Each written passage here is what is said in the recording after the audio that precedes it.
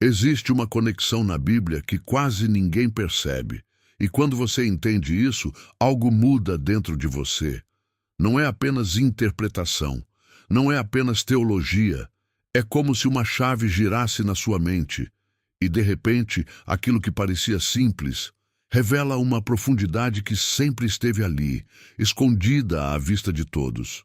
Porque quando Jesus disse, perdoa 70 vezes 7, ele não estava apenas dando um número, ele estava respondendo a algo muito mais antigo, muito mais sombrio, algo que nasceu nas primeiras páginas da humanidade. E o mais impressionante é que a maioria das pessoas nunca percebeu isso, nunca conectou esses dois pontos, nunca entendeu que essa frase não começou com Jesus. Ela começou com um homem marcado pela violência. Um homem que transformou a vingança em lei e que deixou um eco que atravessou gerações até chegar exatamente naquele momento em que Jesus decide responder, mas não com palavras comuns, e sim com uma inversão completa da lógica humana. E é por isso que esse tema precisa ser entendido com precisão, porque existe algo que quase ninguém te ensinou. Jesus não usava sempre a mesma linguagem quando falava sobre perdão. Em alguns momentos, ele dizia, perdoa sempre. Em outros, ele dizia 70 vezes 7. E isso não é repetição. Isso não é variação aleatória. Isso é intenção. Cada expressão foi usada em um contexto diferente, para responder perguntas diferentes e revelar dimensões diferentes do perdão. E quando você mistura tudo como se fosse a mesma coisa, você perde exatamente o que Jesus quis ensinar. Neste momento, o que vamos fazer aqui não é apenas repetir versículos. É abrir essas palavras, voltar ao contexto original, entrar na cultura da época e entender por que Jesus escolheu exatamente essas expressões. Porque na Bíblia nada é dito por acaso. Cada palavra carrega peso. Cada número carrega história. Cada frase carrega uma intenção que vai muito além da superfície. Mas antes de mergulhar nisso, existe um passo essencial: separar os textos. Porque um dos maiores erros de interpretação é tratar tudo como se fosse uma única mensagem uniforme. Não é. Estamos falando de passagens diferentes, momentos diferentes, conversas diferentes e até públicos diferentes. A expressão 70 vezes 7 aparece em um diálogo íntimo, quando Pedro se aproxima de Jesus com uma pergunta direta, quase prática, tentando entender até onde vai o limite do perdão dentro da convivência entre pessoas. Já a expressão perdoa sempre surge em outro cenário, com outra intenção, dentro de um ensino mais amplo sobre arrependimento, convivência e restauração. E ainda existe um terceiro momento onde o perdão aparece ligado à oração, à relação com Deus, ao que acontece dentro de você quando você carrega algo que ainda não resolveu. 3 momentos, 3 contextos, 3 dimensões completamente diferentes. E sem entender isso, você nunca vai entender o que Jesus realmente quis dizer quando falou sobre perdão. Porque ele não estava ensinando apenas um comportamento. Ele estava revelando uma forma completamente nova de viver. Agora, vamos entrar na expressão mais conhecida e, ao mesmo tempo, uma das mais mal interpretadas de toda a Bíblia: 70 vezes 7. À primeira vista, parece simples. Parece apenas um número grande, uma forma de dizer perdoe muitas vezes. Mas essa leitura superficial esconde algo muito mais profundo, algo que para quem ouvia Jesus naquela época era impossível ignorar. Porque quando Pedro se aproxima e pergunta, Senhor, quantas vezes devo perdoar meu irmão? Até 7 vezes? Ele não está fazendo uma pergunta inocente. Ele está, na verdade, tentando ser generoso. Na cultura judaica do primeiro século, já existia um padrão estabelecido: perdoar até 3 vezes. Depois disso, a pessoa não era mais obrigada a continuar perdoando. Então, quando Pedro sugere 7, ele está dobrando esse limite, está indo além do esperado, está, de certa forma, esperando reconhecimento, talvez até um elogio, como se dissesse: olha até onde eu estou disposto a ir. Mas a resposta de Jesus quebra completamente essa expectativa, porque ele não diz, sim, 7 é suficiente. Ele não ajusta o número, ele não negocia o limite, ele simplesmente remove o limite. Não te digo até 7, mas até 70 vezes 7. E nesse momento, algo acontece que um leitor moderno dificilmente percebe, mas que um judeu daquela época entenderia imediatamente, porque essa frase já existia. Ela já tinha sido dita antes, e não por qualquer pessoa, mas por um dos personagens mais sombrios de toda a narrativa bíblica. Lá no livro de Gênesis, existe um homem chamado Lameque, um descendente direto de Caim, um homem que carrega em si a continuidade da violência que começou com o primeiro assassinato da história, e em um momento que parece quase arrogante, quase desafiador, ele declara algo diante de suas esposas: matei um homem por me ferir, e um jovem por me golpear. Se Caim é vingado 7 vezes, Lameque será vingado 77 vezes. Percebe o peso disso? Lameque não apenas matou, ele transformou sua violência em um princípio. Ele estabelece uma lógica. Qualquer ofensa contra mim será respondida de forma multiplicada, exagerada, sem limite. É a institucionalização da vingança. É a escalada da violência elevada ao extremo. E agora, séculos depois, Jesus pega exatamente essa mesma estrutura, essa mesma linguagem, esse mesmo padrão numérico, e faz algo que ninguém esperava. Ele não repete a lógica, ele a inverte completamente. Aquilo que foi usado para justificar vingança sem limite, agora se torna um chamado para o perdão sem limite. Onde o homem disse, minha vingança não tem fim, Jesus responde, o perdão também não deve ter. Isso não é coincidência, isso não é simbólico apenas. Isso é uma resposta direta, intencional, profunda, a uma das raízes mais antigas da natureza humana, a necessidade de revidar. E é aqui que tudo começa a mudar, porque Jesus não está apenas ensinando a perdoar mais vezes, ele está desmontando a lógica que governa o coração humano. Ele está mostrando que o reino de Deus não opera com as mesmas regras, não responde da mesma forma, não calcula da mesma maneira. E quando você entende isso, percebe que 70 vezes 7 nunca foi sobre matemática, sempre foi sobre transformação. Mas existe um detalhe que torna essa resposta de Jesus ainda mais impactante, e quase ninguém percebe isso com clareza. Quando ele diz 70 vezes 7, ele não está apenas ampliando o número, ele está destruindo completamente a ideia de contagem. Porque o problema nunca foi o 7 de Pedro, o problema era a mentalidade por trás da pergunta. Era a tentativa de transformar o perdão em um cálculo, em uma medida, em um limite controlável. Como se o coração pudesse funcionar como uma planilha. Como se existisse um ponto exato onde você pudesse dizer, até aqui eu fui justo, daqui para frente estou liberado. E é exatamente isso que Jesus recusa. Naquele momento, ele não corrige o número, ele corrige a lógica. Porque no reino de Deus, o perdão não é um evento que se repete até atingir um teto. É um estado contínuo que não registra dívida. É uma disposição interna que não acumula contagem.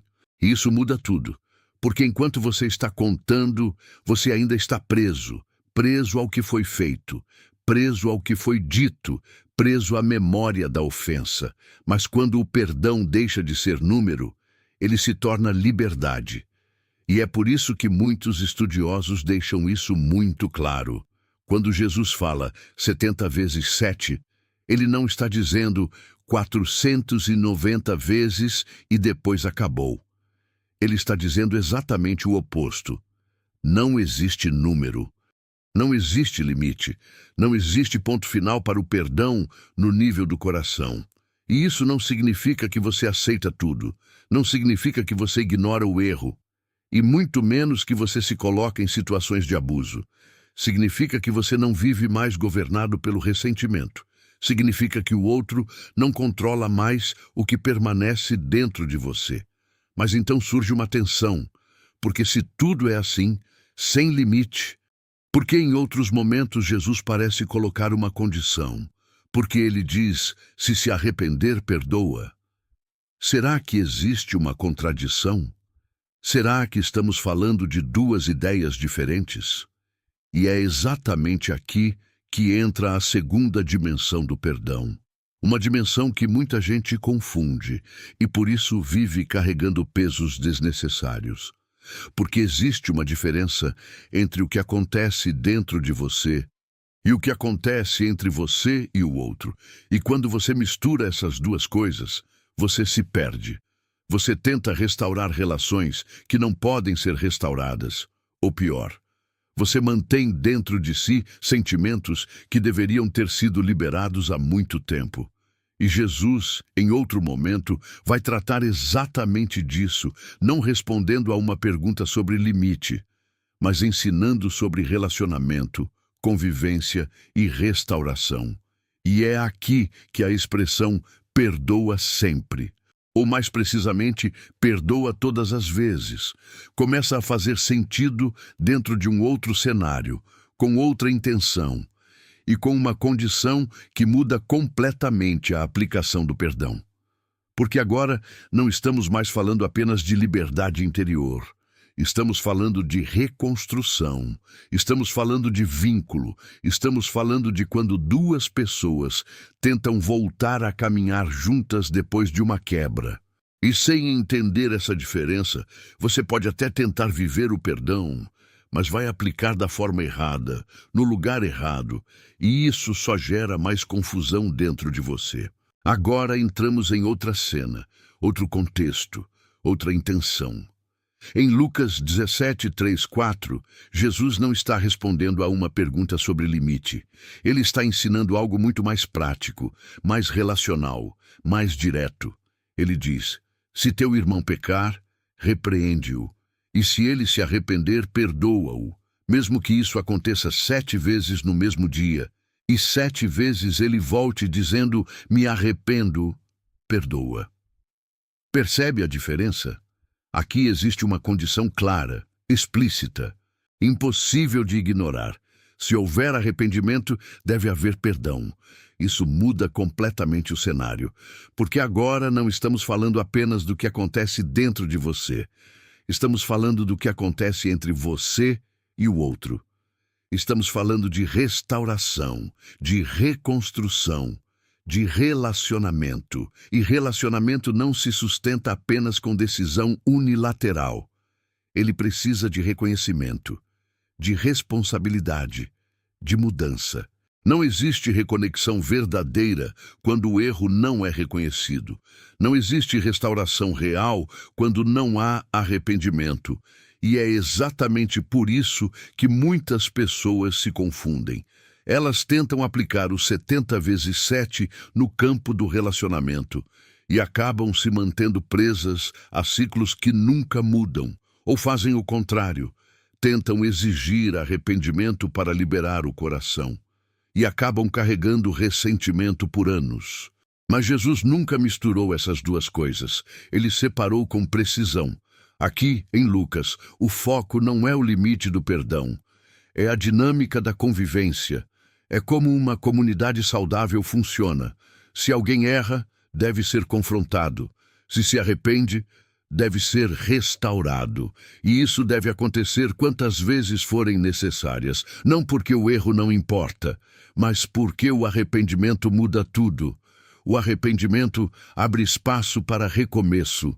E quando você entende isso, percebe que o perdão não é apenas um ato espiritual isolado. Ele também é uma ferramenta de reconstrução, mas só funciona plenamente quando ambos caminham na mesma direção. Mas ainda existe uma terceira camada, uma dimensão que fecha completamente esse entendimento e que muita gente simplesmente ignora. Em Marcos 11:25, Jesus diz algo que muda tudo. Quando estiverem orando, se tiverem algo contra alguém, perdoem, para que o Pai que está nos céus também perdoe vocês. Aqui, o cenário é outro. Não estamos falando de limite, nem de restauração de relacionamento. Estamos falando do que acontece dentro de você, diante de Deus. Isso é mais profundo do que parece, porque nesse ponto, o perdão deixa de ser apenas uma escolha emocional e se torna uma condição espiritual. Não porque Deus depende disso para te amar, mas porque um coração carregado não consegue receber. Quando existe mágoa guardada, ressentimento escondido, algo não resolvido, isso ocupa espaço dentro de você.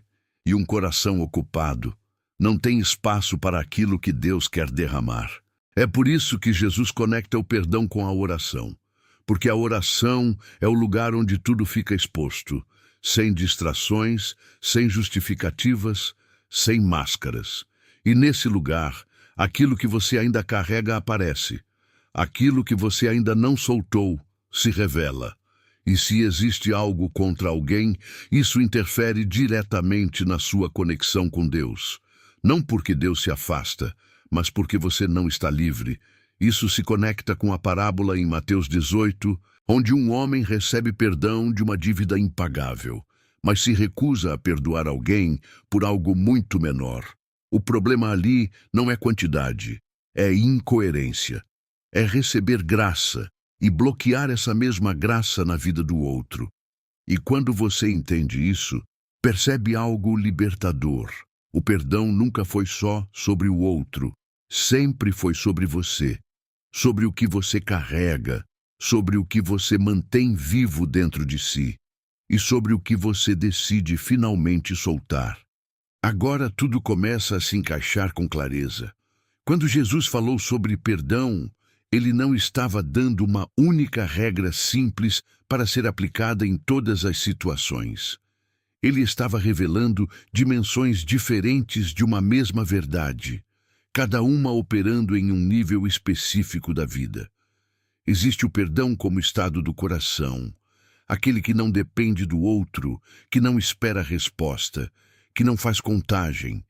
Esse é o 70 vezes 7. Um perdão que liberta você, mesmo que nada mude do lado de fora.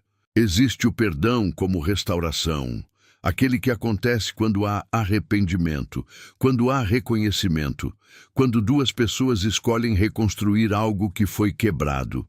Esse é o se arrepender, perdoa. E existe o perdão como vida espiritual, aquele que define a qualidade da sua relação com Deus, que determina o que você carrega quando se coloca diante dele. E o erro de muita gente é misturar tudo. É tentar restaurar relação sem arrependimento. Ou tentar justificar ressentimento porque o outro não mudou. Mas Jesus nunca confundiu essas dimensões. Ele ensinou cada uma no seu lugar, com precisão, com intenção. Porque o perdão não é fraqueza, não é submissão, não é aceitar qualquer coisa. O perdão é liberdade, é sair da prisão invisível onde o outro continua vivendo dentro de você, mesmo sem estar presente. E é aqui que a conexão com aquela antiga frase de Gênesis se torna ainda mais poderosa. Porque a humanidade sempre funcionou na lógica da vingança, da resposta proporcional, do acerto de contas. Você fez, agora vai pagar. Mas Jesus quebra esse ciclo. Ele não apenas ensina algo novo, ele inaugura uma nova forma de existir, onde a graça substitui o cálculo, onde o perdão não tem teto, e onde a sua paz não depende da mudança do outro. E talvez seja isso que mais confronta, porque perdoar nesse nível não é fácil, não é automático, não é natural. Mas é exatamente isso que te tira do controle daquilo que te feriu. É isso que te devolve para si mesmo. É isso que encerra ciclos que, de outra forma, continuariam se repetindo dentro de você. E quando você entende isso de verdade, algo muda. Você deixa de perguntar até quando devo perdoar e começa a perceber que a pergunta nunca foi sobre quantidade, sempre foi sobre liberdade.